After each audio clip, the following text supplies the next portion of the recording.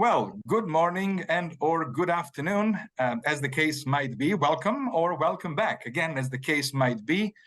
My name is Dalibor Petrovic. I'm a partner at Deloitte here in Canada, and for the last 3+ years have been hosting this particular channel where we are bringing to you what we believe are timely, relevant, interesting conversations, useful conversations on all matters technology leadership.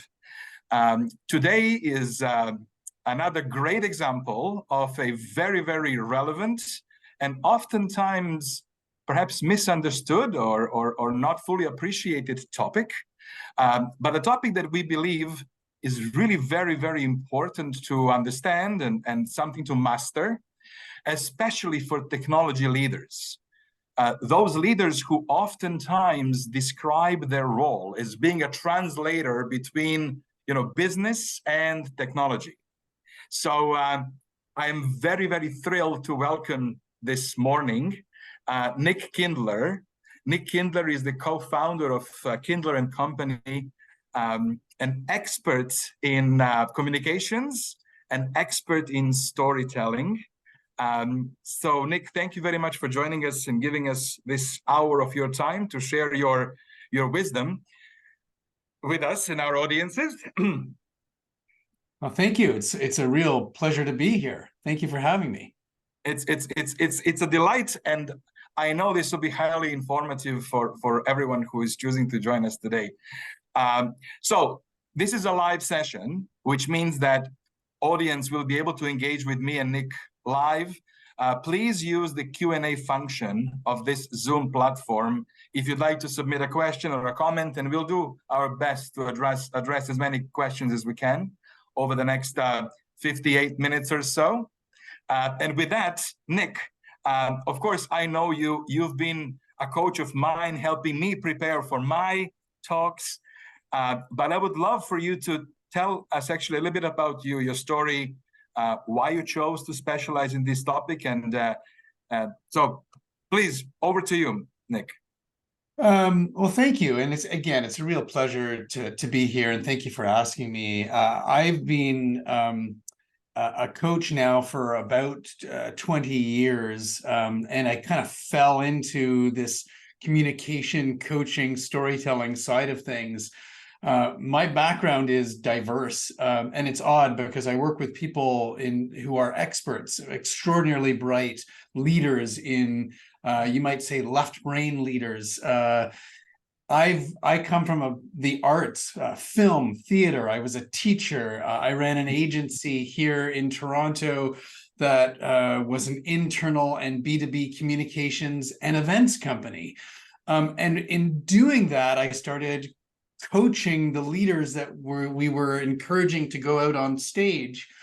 And shortly, I don't know, around the time that I decided to wrap up that business and move on, I decided to work with TED and TEDx Toronto, and I became the head of programming for TEDx Toronto, which kind of opened my eyes to a whole other level of coaching and communication.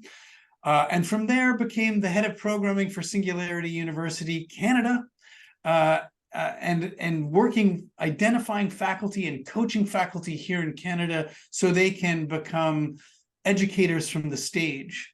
And it was from there that Singularity University Global decided to tap us on the shoulder, if you will, and ask us to certify their speakers and their faculty around the world.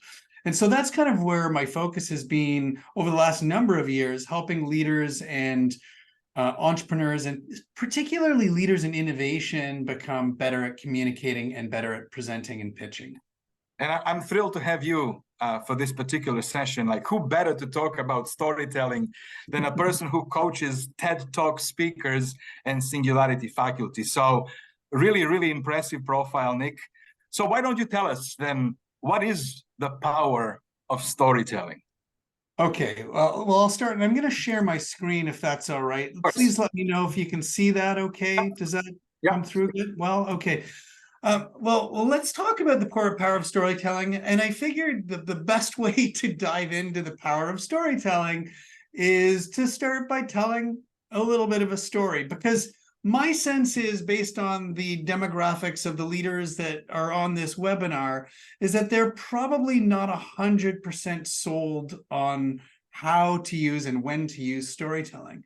And so I thought I'd start by telling a story about Dr. Afsaneh Alavi, who, beyond being a brilliant dermatologist, is also a client as well as a friend of mine. And Dr. Alavi didn't believe in storytelling and the power of storytelling when we first started to work with her together. And she was preparing for a very important keynote presentation at a symposium in Berlin. She was literally kicking off the symposium. And we'd been working on developing the narrative of her presentation. And I'm just going to pause here. Narrative is different than story. I know they're synonymous, but I'm looking at the structure, the narrative structure of her presentation. And I said to her, Afsaneh, it's time for you to think about how to start your talk with a story. And she looked at me and she said, we don't do that in our industry. And this is true, right? In the scientific community, story is not usually very welcome. And it's often not welcome in technology presentations and in product presentations. And the reality is that's why they are often long and tedious and have the ability to put people to sleep, right? So now, I did convince Dr. Alavi to share her story and share a particular story. And before I share that with everybody, I just want to explain what she was presenting about, which is Dr. Alavi is an expert in an area of study called a dermatological disease called hidradenitis suppurativa, which took me a long time to be able to actually pronounce, but it's a painful long-term skin condition that creates abscesses and scarring on the skin. And the reality is the cause of HS is unknown, but it exists where there's sweat glands and hair follicles. So in the groin, under the breasts, in the buttocks, and in the armpits. And so it's a very delicate content message that she was sharing. In particular, she was trying to share the message that the perspective and the way that clinicians thought about HS needed to shift from a clinical perspective to a holistic perspective. So she stood on stage and she confidently took her spot and she said, dreams. We all have dreams. Some of us dream of living in a bigger house.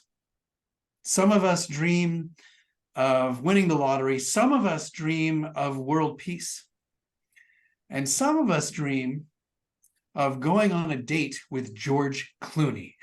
The audience laughed. They went from silent to erupting with laughter. But then she took that energy from the audience and she shared that those individuals, those patients that are suffering from HS, they dream of one thing and one thing only: no more pain. Now, you could hear a pin drop. It was silent. And she then linked to her purpose, which was that she wanted to talk about how we need to rethink the treatment of HS. And she told a story about one of her patients who suffered from this disease and suffered from severe depression due to the pain, and that the psychological impact of HS led that patient to thinking about taking their own life. And then she linked it to treatment and a holistic treatment approach. Now, Dr. Alavi, she received rave reviews from the dermatological and surgical community based on this approach. And she was asked then to speak at dozens of different conferences, and she now definitely understands the power of storytelling. She understands that because even if something is a very serious subject, a scientific subject, it doesn't mean that you can't tell a story. In fact, she knows that she's going to have a greater impact on the audience if she does.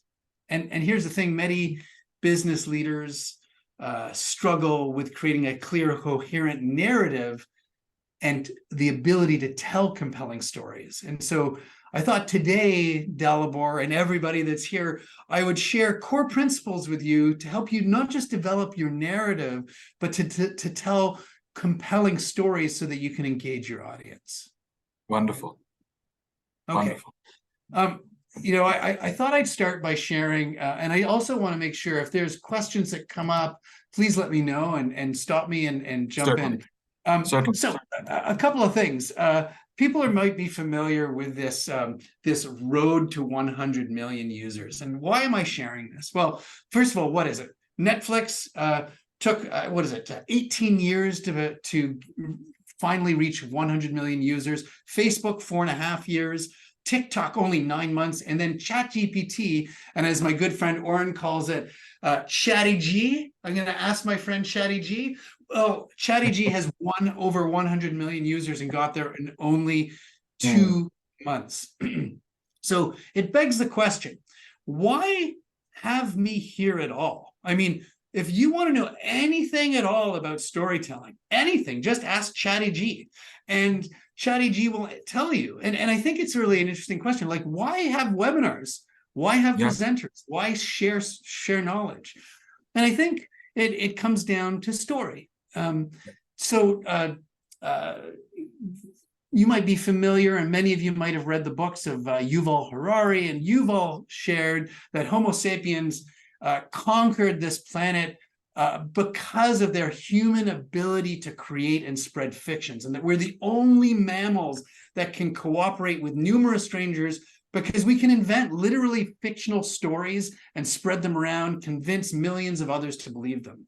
But I don't want to talk about the convincing others. I don't want to talk about that stuff. I think that what we have the ability to do in fictionalizing is create a potential future that doesn't exist yet, and then move towards it. So all other animals use their communication systems to describe reality, like the dog that looks at their empty food dish or looks outside. Walk me. I want to go now.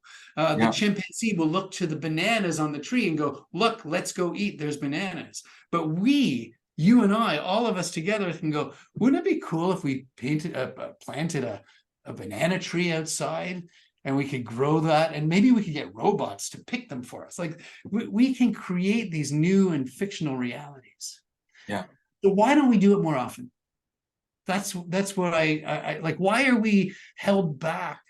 And why don't we use these? Well, in working with countless leaders, and having a little bit of time to myself during the Great Pause, which a great New York Times writer called COVID, the first little bit, the Great Pause. It wasn't so great after a while, but they called it the Great Pause. I want to share with you the core principles that I've identified that will help leaders become better communicators.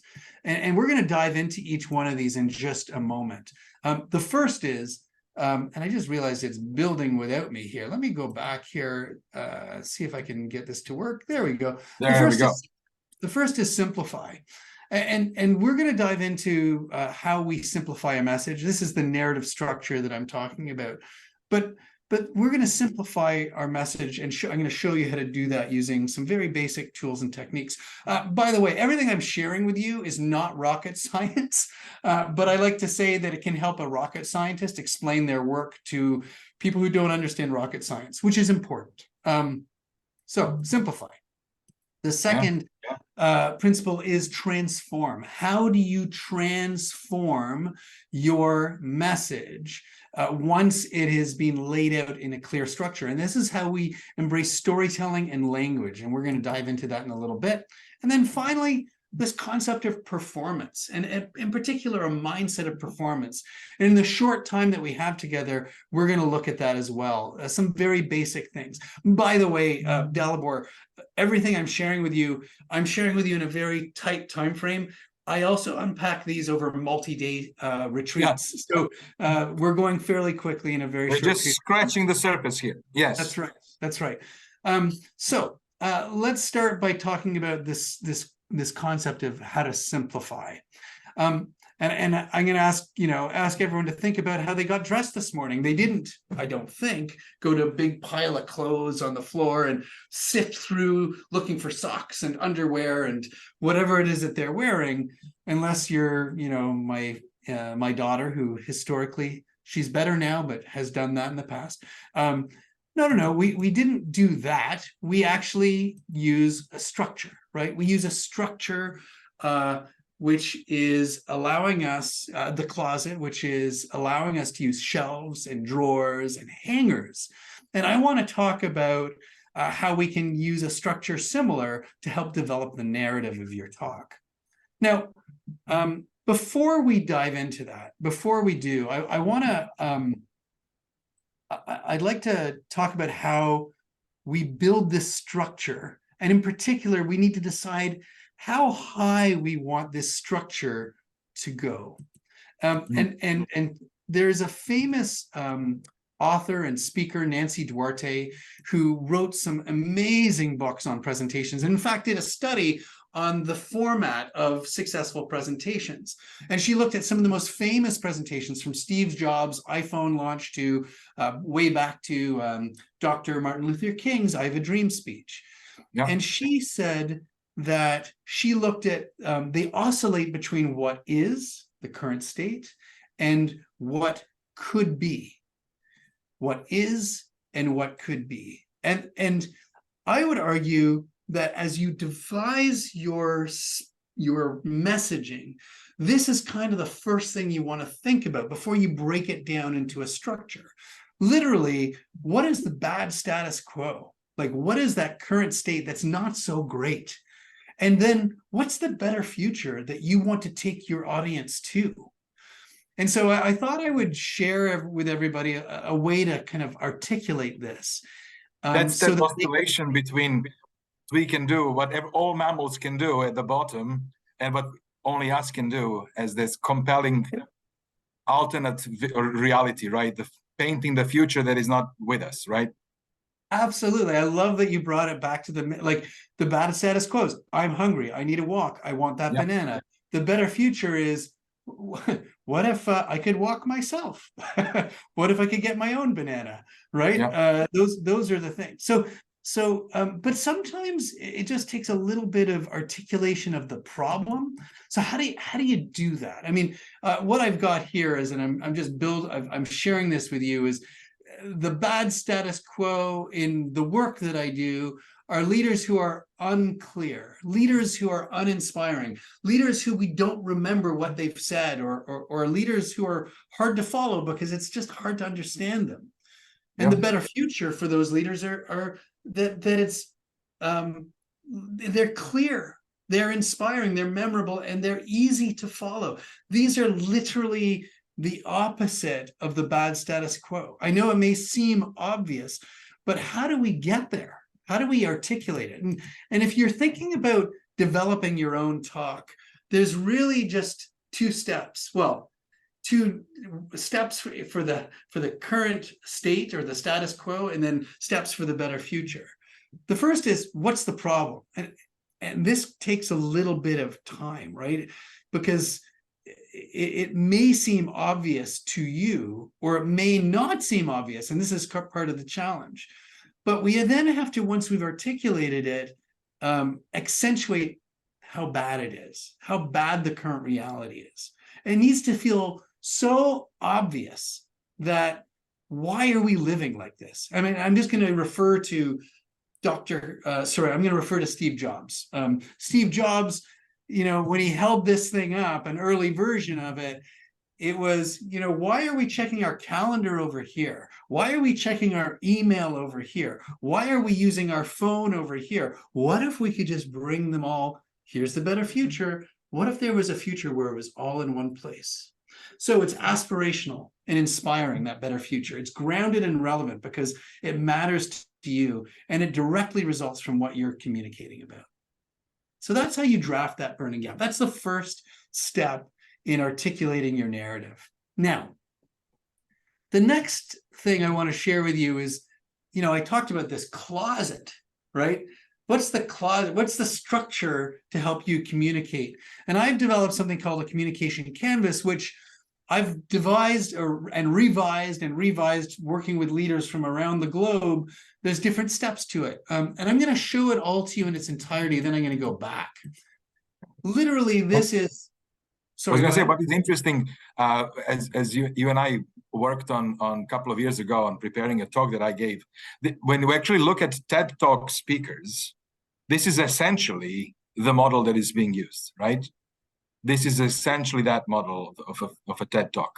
Yes, and depending on the length, you may have three, you may have one column, you may have three columns. In fact, I was just an hour ago working with a senior leader at Boston Children's Hospital, and we came to the conclusion that in 7 minutes, I'm only going to be able to deliver one column here. And I'll walk you through how this works.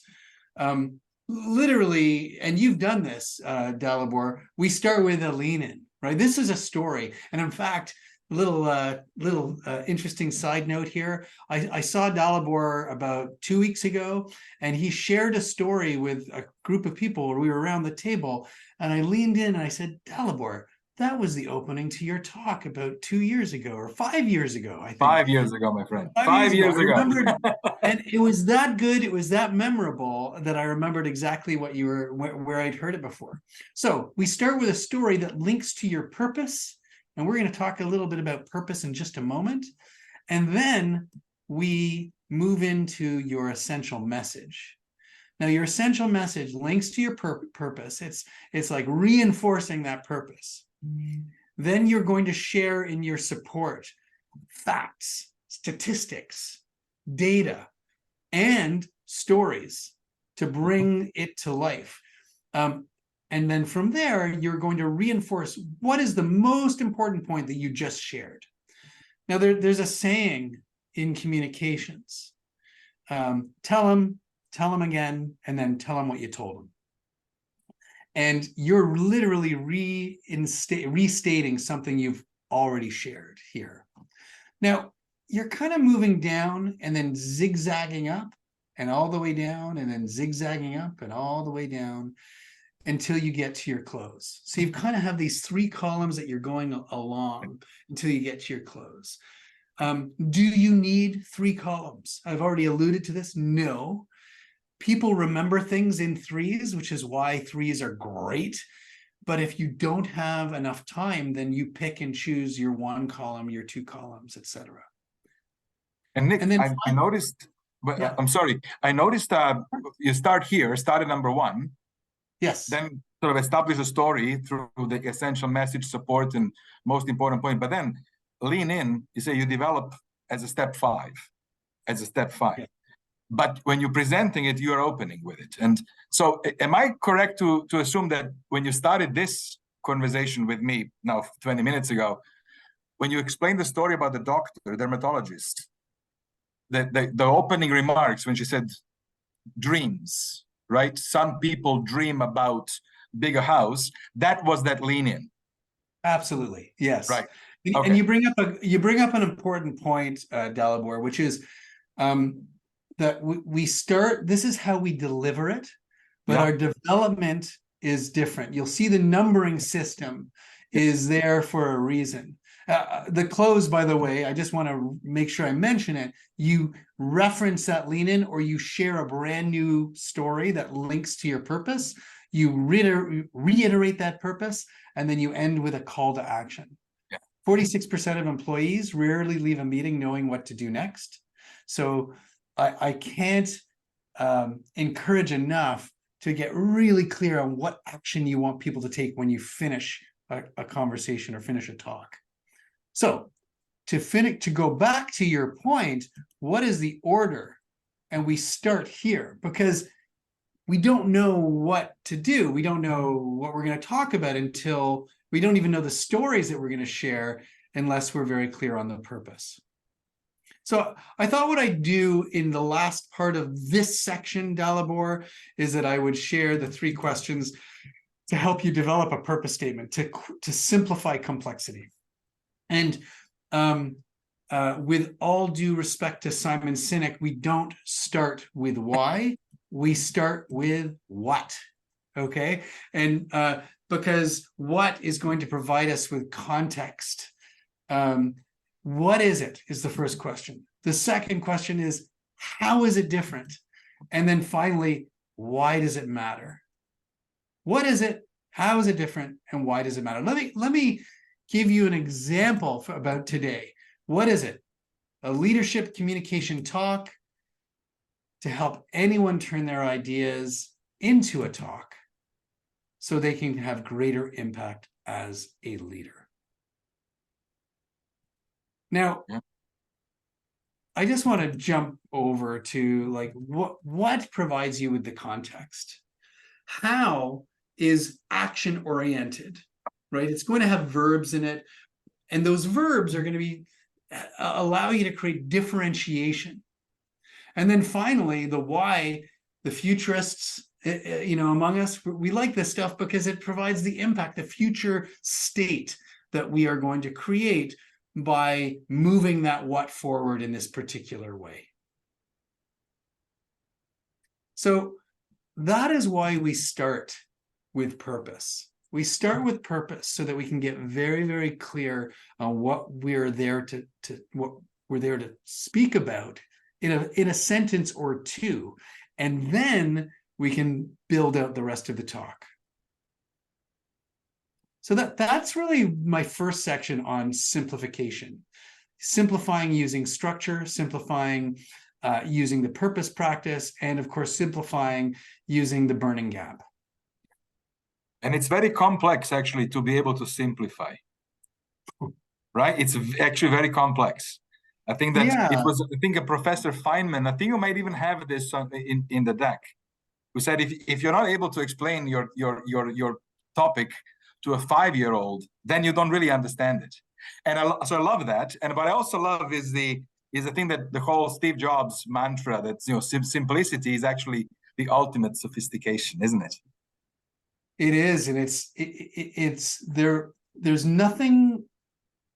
I guess what I would say is there's nothing simple about explaining, and I mean that in the negative sense. There's nothing simple about explaining complexity as if you were as if the person was in a grade 5 or a 5-year-old. Like, I think the ability to do that and engage the audience at their level is really an art and challenging. Yeah. This is actually another very, very important point. I think that a great speaker understands the audience, understands who is the listener, right? And is able to adjust their style, tone, dynamic, words in order to better resonate, right? Yeah, absolutely. I see Abraham asked a question. Can we get a copy of the presentation? I'll be sharing some key elements of this presentation, including some of the workshop tools that you can use and download at the end of the presentation. So just so everyone knows. There we go. Yeah, and I will distribute all of these links afterwards to everybody through my regular sort of email to you all. Dalibor, if it's okay with you, I want to move, I'm cognizant of time. I want to move into the second principle, which I call transform, which is just a fancy way of talking about storytelling and language. And because we may have some left brain leaders, I thought I'd start by diving into the neuroscience of storytelling. See, you know your audience here. These are technology leaders. Look, I think we all love story. Sorry, what's that, Dalibor? I said, you know the audience, the technology leaders listening in. Show me the evidence, engineering scientific types, of course. Yeah, and look, I work a lot with engineers, and I love to share this. I've been married for 27 plus years to a senior leader in the engineering space and an engineer, and she's here in Canada, has her iron ring. And my son, by the way, just recently got his iron ring. So I'm surrounded by engineers and left brain leaders. And I think we all love storytelling. Like, I think if I were to ask you, hey, do you like stories? You'd say, of course I like stories. But then there's something that happens as we enter into our workforce we move away from the enjoyment of stories to thinking of them as kind of secondary or a luxury.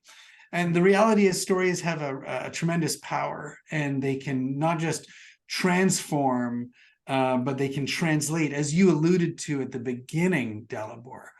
Here's some interesting statistic, which is that 60 to 70% of information is retained as a story. And that means that by just sharing a list of your information, of statistics, of facts, you're going to be less effective. Now, I want to share why this is the case. Because when we just share information, your brain really has two areas that are activated, which are Wernicke's area and Broca's area. And Wernicke's area and Broca's area, if you think of language comprehension, is like the makings of the car, right? It's the engine itself that is connected to the different parts of the car that help you drive it.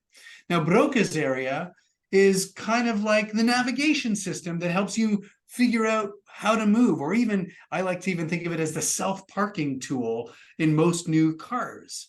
It's helping you process that information. But when we tell stories, 7 areas of the brain are activated. 7 areas of the brain. And I just want to take a moment and dive into a couple of these. I don't have time to go through all of them.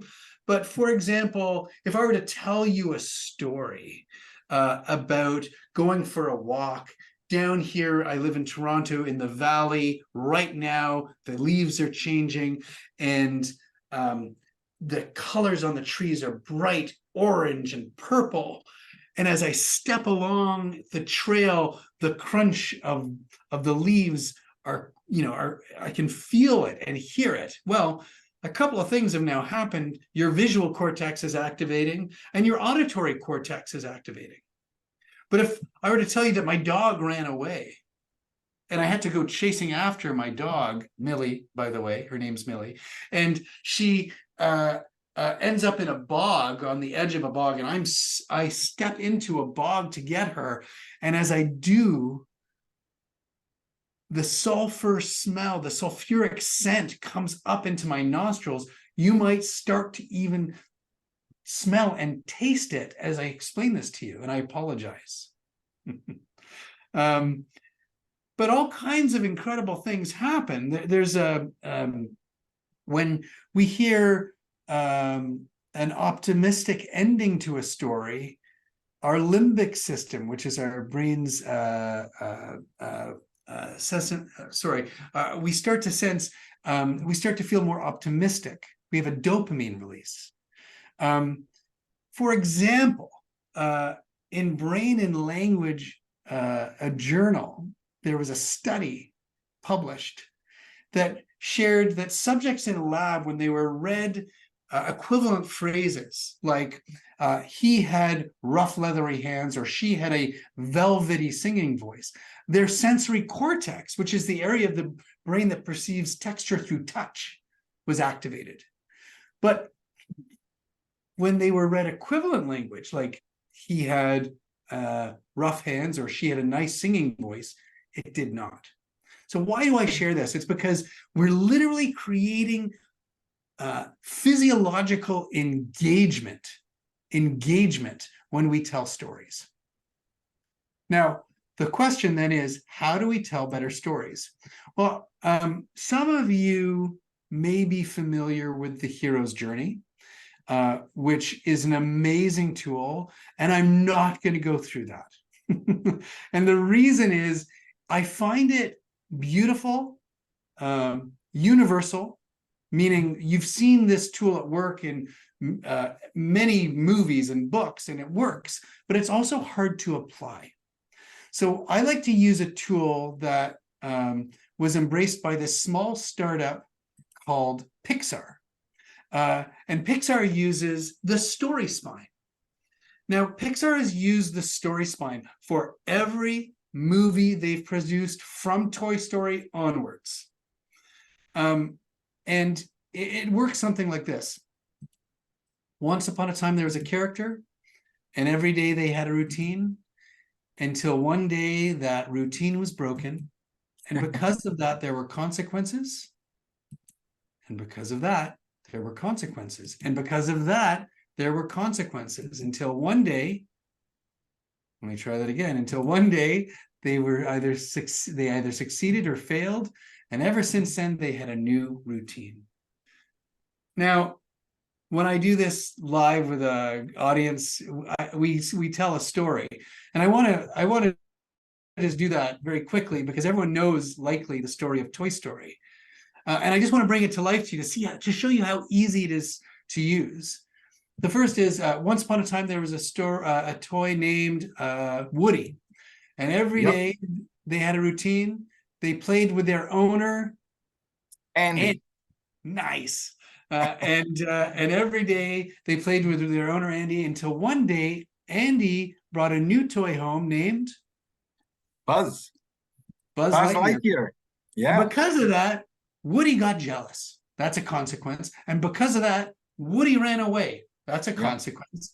And because of that, all of the toys literally left Andy's room to find Woody until finally they convinced Woody, they found him and convinced him that they could all play with Andy together. Yeah. And ever since then, they played with Andy together. That is until Toy Story 2, which got very sad.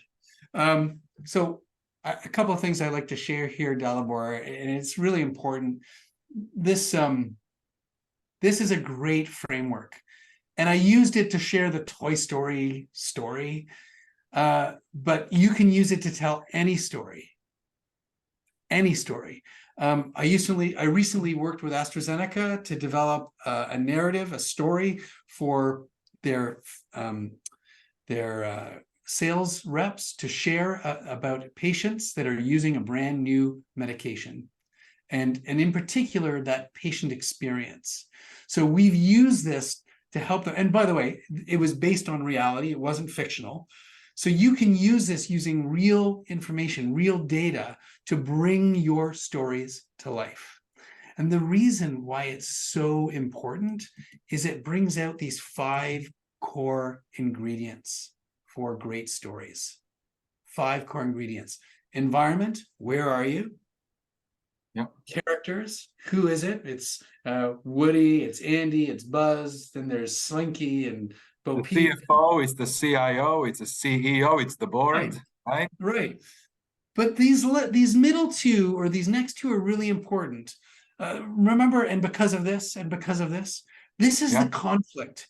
And so many stories are missing the conflict and the raised stakes that are necessary to create great stories. You know, I often reference Game of Thrones, which was quite a show to watch if you were into it. But they were so good at the conflict. I know it was violent, but that the conflict, and just when you thought it couldn't get worse, it often did. Yes. Which made you go, how did that happen? And then there was always a conclusion. I'm just going to do a quick time check. We're good, right? 22 minutes. We're good. Yeah. Awesome. So we have this ability to tell stories. It's our true gift, right, as mammals. But not only that, we have the power to engage people in a deeper way when we tell stories. So it's a real missed opportunity. I think before I move on to perform, I want to share this idea of emotional language.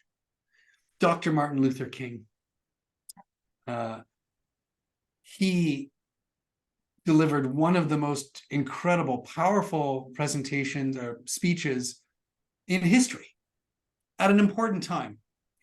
And he was a master of rhetoric. Now, before we jump to conclusions, when I use the word rhetoric, I use it with purpose and intention. Often rhetoric gets a very negative view. Politicians use rhetoric. People talk about regurgitated rhetoric. I'm talking about the tool of rhetoric that was likely taught to you in grade school. And there are kind of 5 key elements or key rhetorical devices that I just want to remind you of. Then the first is, well, I've got Dr. King up on screen here, repetition. Repetition is an extraordinarily powerful rhetorical device. Repetition is an extraordinarily powerful rhetorical device. I won't do it a third time. I was going to say, what was the very powerful rhetorical device? Is it? I think it might be rhetoric and repetition. Oh, okay. I can't remember. But when you repeat something, obviously people remember it. It reinforces the importance. In this particular speech, the I Have a Dream speech, which, by the way, if you haven't watched it in its entirety, I highly recommend that you check it out on YouTube. It's about 18 minutes or 12 minutes long. But he used rhetoric. He used the word freedom 20 times, we 30 times, the word nation 10 times, the word dream 11 times, and he used repetition at the beginning of neighboring clauses. I have a dream. Now is the time, and let freedom ring. So there's lots of a great example of repetition. He also used metaphors and similes, and I'm not going to dive into what are metaphors and what are similes, but these comparisons of two unlike things in different ways allow you to paint a picture. You know, I did this not long ago when I talked about the 2 different areas of the brain that really process data. I said it was like Wernicke's area and Broca's area, like the motor and the GPS. That gives you a sense of translating something that's kind of complex and takes time to explain, but very quickly. Yeah. So metaphors and similes. I'll share just 2 more. Diacope, which is a really interesting one. Diacope is an repetition with an interruption. And Dr. King's speech, I Have a Dream, closes with Diacope. He says, free at last, interruption. Thank God Almighty, free at last. So we've got these 3 different, this repetition with an interruption. Dr. James Bond introduces himself with Diacope, right? I'm Bond. James Bond, right? Exactly. The final rhetorical device I want to share before we move into our last section on performance is this concept of rhetorical questions. And often we are trying to move an audience from one place to another. To get them to move from one place to another often requires some heavy lifting from the communicators or the presenters part. But if I ask a powerful rhetorical question, you can do the traveling yourself. Meaning, so I could ask you, for example, how may you be sabotaging your presentations? Now I'm pausing for effect, but I'm also pausing because some of you may go, I'm not sabotaging my press. Well, maybe I am. I guess I could use more time. Maybe, oh, I'm not good with PowerPoint. I could use more support on the visuals. Oh, you know what? I wish I was clear. You might be going on a little journey in your own brain and your own mind, taking yourself down that way and that road, which is exactly what the purpose of that question was. So a rhetorical question, I actually don't need the answer from you. It doesn't require an answer, but it does require a response. Okay, I'm going to move on from storytelling and language. But I do want to say one thing before I do, which is that everything I've shared so far is likely familiar to you in some way, because the canvas is based on the fundamentals of writing a great essay, and storytelling and rhetorical is based on how to tell better stories that we were all taught in school. And yet, for some reason, we forget to use these fundamental tools. Okay. overview on performance. And I'm going to start this section by talking about performance is not just techniques and tools, it's a mindset. And you need to ask yourself, when you're setting up in this horrendously virtual experience, I'd much rather see all of you in person, but how am I setting myself up for success? How do I want to show up? Because unfortunately, the audience is going to form an opinion of you in the first 7 seconds. Oh, yeah. My good friend, Av Udakuri, who runs a tremendous software for virtual visual presentations, he shared this idea with me called micro frustrations. And I think we've all experienced this both in person, but also in virtual, where someone can't get their presentation up, or the audio is not working, and we just get a little frustrated, right? It's forgivable, but we get a little frustrated, we get intolerant of it. So how can we set ourselves up so that we are ready every single time? So I want to share 2 things. The first is how we hold ourselves. And we have evolved as a species from walking on all fours to standing upright, unfortunately, to devolving to sitting down. And so many of you may be watching this literally from your chairs at your desk. Now, I'm grateful that early days of COVID, I invested in a standing desk. And it now has become, this is now my studio where I get to deliver my virtual workshops from. And in my office, I also have a standing desk. However,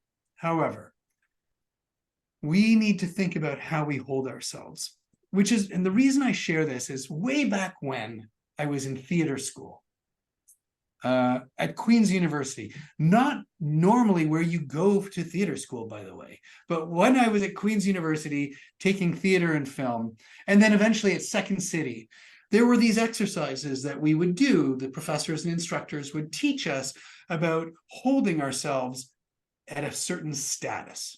And I really want you to think about status as a scale, just like we did back in theater school. And low status is closer to the ground, right? Yeah. And evolving. And higher status is higher off the ground. But there's all kinds of other ways to show that lower status. Slumped shoulders, hunched back, no eye contact, asymmetrical, lower to the ground, as I've already shared. And if we were in person, and I've done this with Dalibor, I would be teaching this section literally lying on the ground, teaching it lying, which is a very different experience.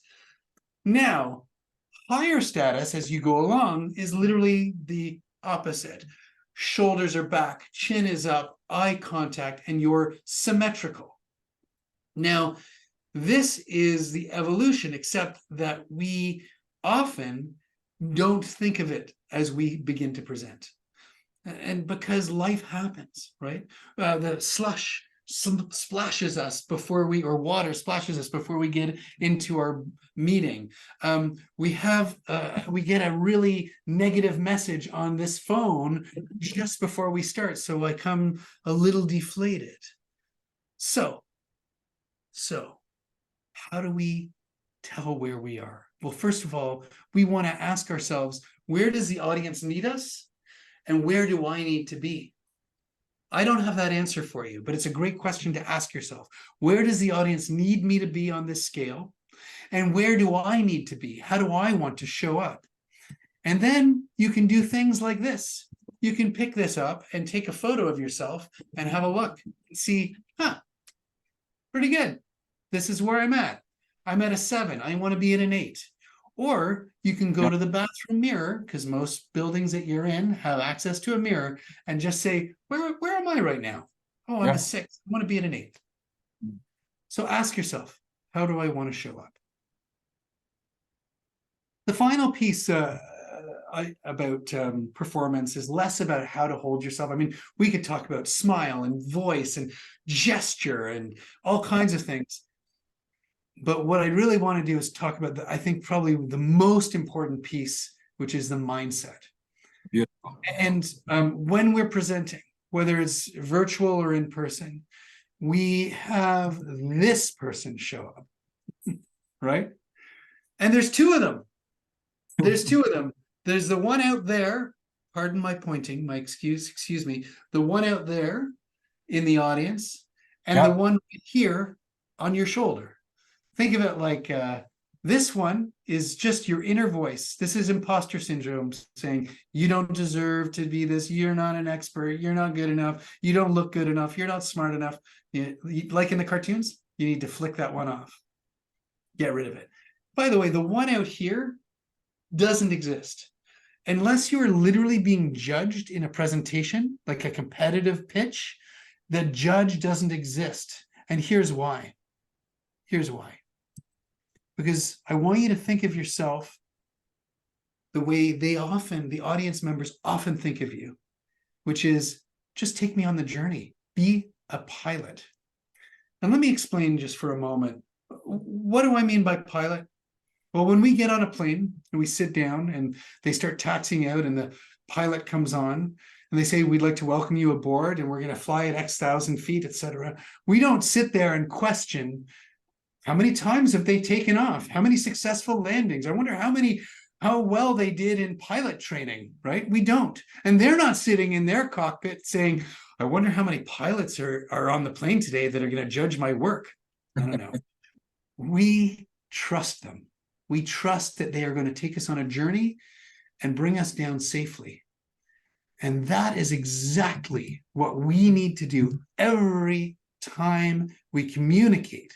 Every time we pitch, every time we present, we're sharing our knowledge, sharing our ideas. Your communication and your presentations are an act of generosity. Your knowledge, your expertise, your ideas, those are the things that don't just change the work you do, but the industry you're in and the world that we live in. The world that we live in.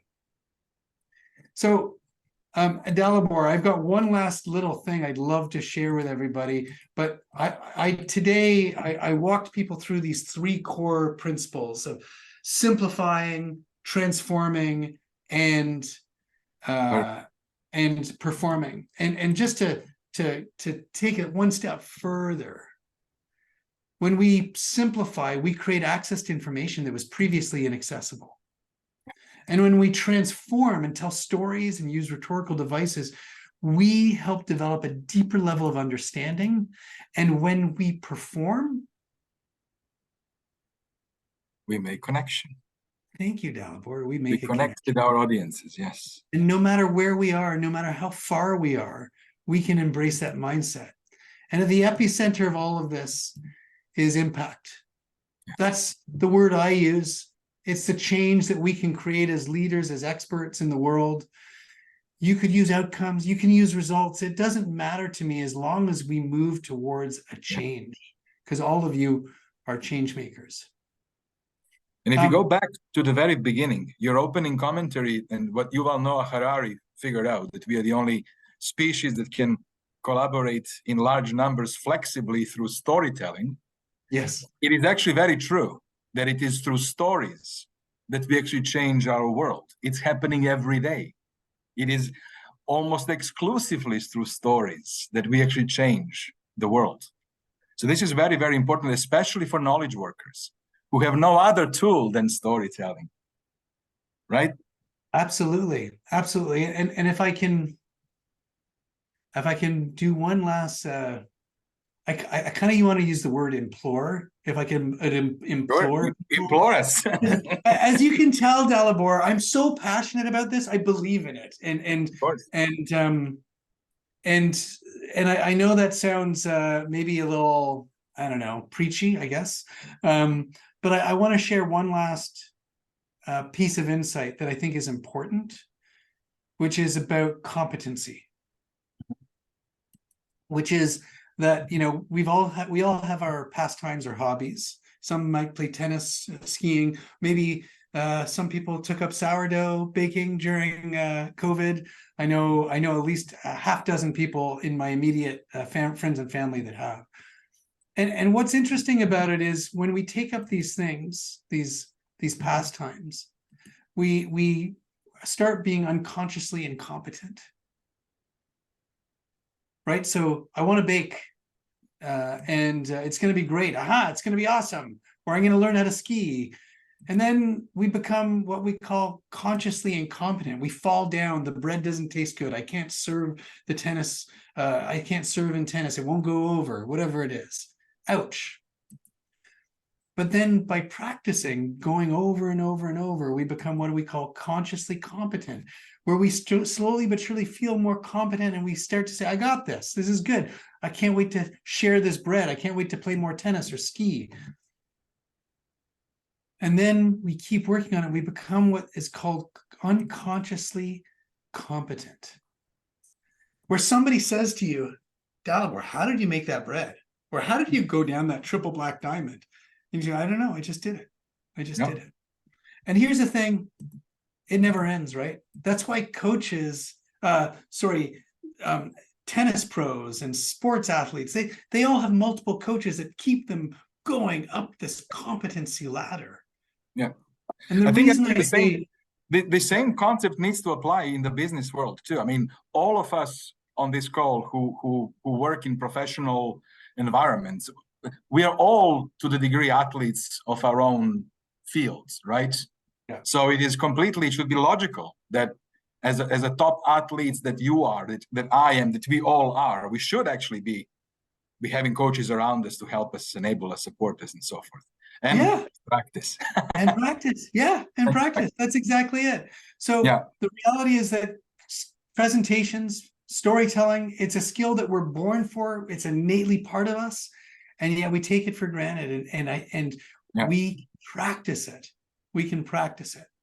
Yeah. So I just want to make sure, we've only got a few minutes left. Are there questions? A couple of questions. First of all, I know that you're going to share, I hope it's on the last slide, how people can contact you if they would like to sort of learn more about what you do, or perhaps connect with you and talk about how you might be able to help. You actually published a book. Here is a QR code on your how to actually construct and create and deliver impactful storytelling. Any other reading materials you would recommend, Nick?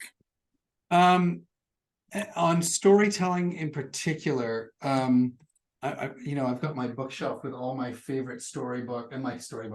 While you're reading that, I'll just simply say, yes, this is the book to actually read if you're interested about storytelling. Well, the impact, yeah. So I take a look. Everything I've covered here is covered in much more detail in my book. Look, there are amazing books. I'm a big fan of Chris Anderson's TED book, which is fantastic. Somebody talked about sales, and there's a really great one called Story Brand, which is important and a great way to position stories as a story in sales. I'm a big believer in this book in particular, which is Reclaiming Conversation, The Power of Talk in the Digital Age. It was out a number of years ago. I love it because I think that we take conversation for granted as well. It's an engagement. When people are talking, asking questions, this is what we want. We want to have more conversation around the topics that matter to us, whether it's our business topics or personal topics. Fantastic. Nick, thank you so much. We had a last sort of comment about, essentially that marketing sales job is a storytelling exercise intended to combine fiction and reality to make a buyer buy in. I would maybe just quantify that statement. It's not to make buyer buy in. It's probably to ensure your message comes across clearly and sticks, right? That probably is different way to make that statement. Nick, thank you so much for your time. We are now at time. For the audience members, we have recorded the session, and as usual, I'll be following up with an email to send you all the link to the recording where you can view it at your leisure, and also to invite you to join me next week on 18th of October. We're going to go in a very different direction. we are going to talk about software pricing models for CXOs. And we all know how complex the software licensing and software pricing is. We've recently done the research, and we're going to share the outcomes of that research, hopefully to help everybody become unconsciously competent in managing their software licenses. So please join us next week on the October the 18th. And I would like to wish you all a very happy Wednesday. Nick, thank you very much for your time. Thank you so much. It was a real pleasure. And I look forward to connecting with anybody that wants to connect with me on LinkedIn later on. Onwards and upwards. Bye-bye. Bye-bye.